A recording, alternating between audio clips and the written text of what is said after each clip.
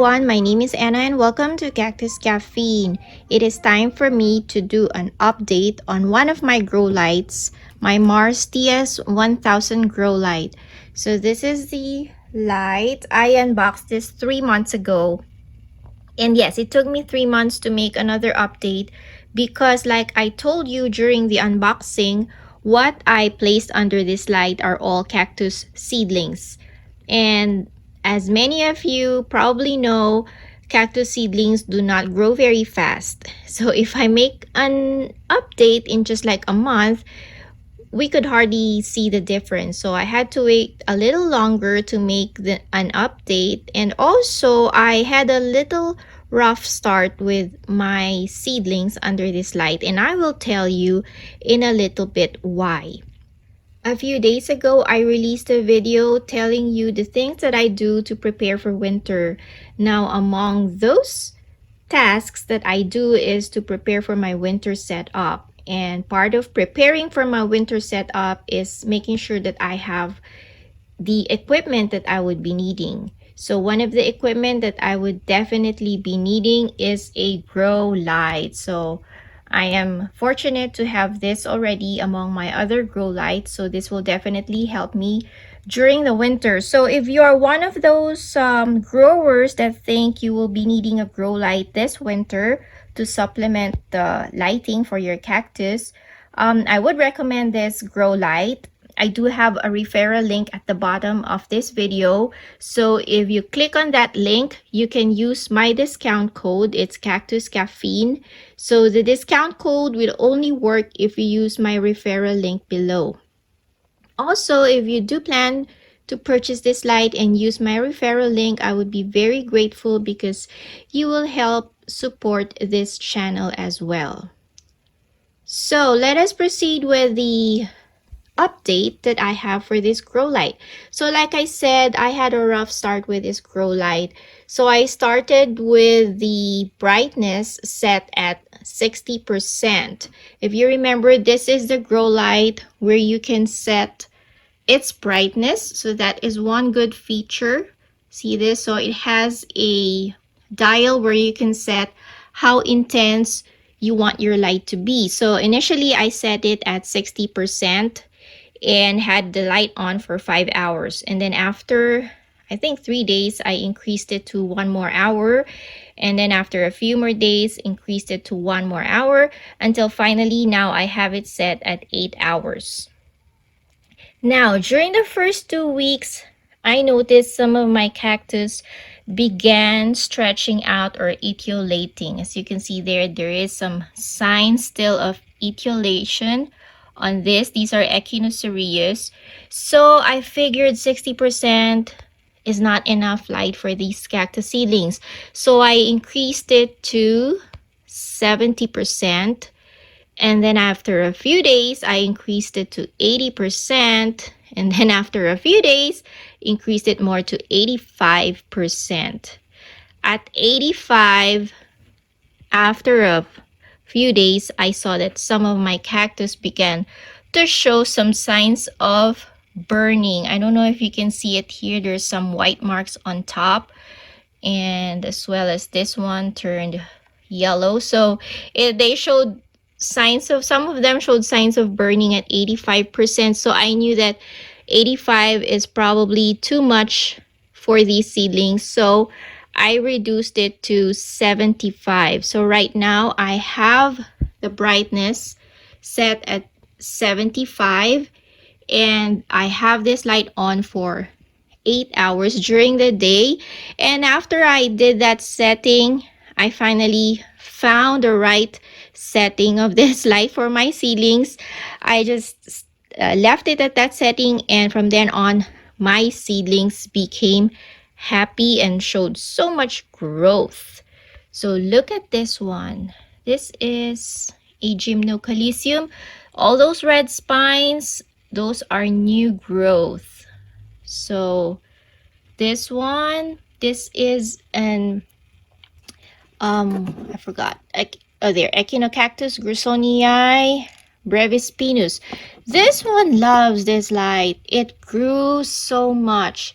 I would say it probably grew a third more in just 2 months. Okay, as well as these. So I had the bigger ones in the middle, and then on the sides or on the edges, that's where I have the seedlings that are still in the bag. So at the middle, it is most intense. The light is most intense. So I have the bigger ones there, and then the smaller seedlings around the light. So even the seedlings, they showed good signs of growth. This one used to be in the bag. This is a rebutia, and now I had it out of the bag. And these are the other seedlings. They are growing very well. This is an echinocereus, and this is a gymnocalcium. This is 5 months old now. Actually, I already have the bag open fully. I just haven't taken it out completely. But look, this one, this gymnocalcium baldianum, this showed very quick growth under this grow light. Okay, and then I have more over here.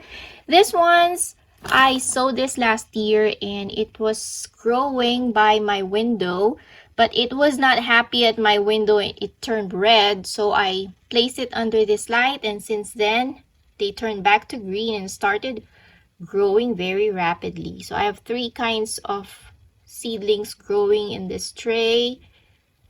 And then these are all the other seedlings. Most of these seedlings are the ones that were gifted to me by Georgiana from New York. So they haven't been outside. Since Georgiana gave them to me, they have been growing under this light, and they are very, very happy. Yes. Look at this 2 astros here. So cute. And then that's a gymnocalcium.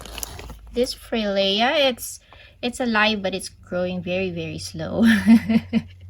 Okay, and then so is that gymnocalcium? Oh no, I think that's a mellow cactus. Yeah, this one is a mellow cactus. So all those spines on top, you can see those are all new growth.